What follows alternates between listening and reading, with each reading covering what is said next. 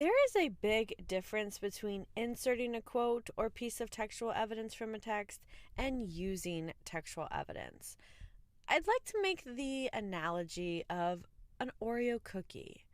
Think about the deliciousness of a double stuffed Oreo cookie. Mmm.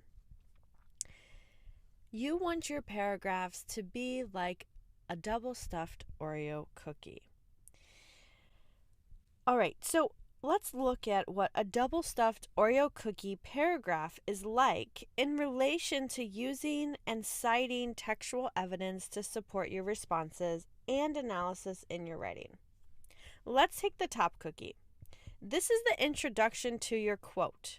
You may lead in with an original insight or thought and then use a transition phrase leading into the piece of evidence. And your piece of evidence could either be a direct quote, which would use quotation marks, or a summarized quote is fine. Next, we have the filling. This is the good stuff. It's extra. This is the quote or piece of evidence from the text that backs up that top cookie, which is your thought or analysis. And then we have the bottom cookie. Well, let's be honest, it would not be an Oreo without the bottom delicious cookie. You need to wrap up your use of textual evidence.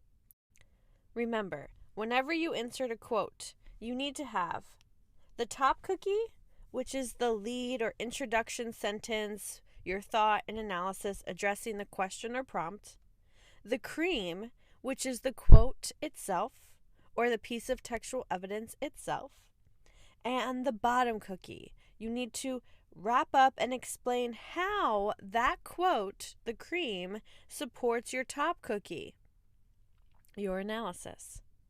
You got this.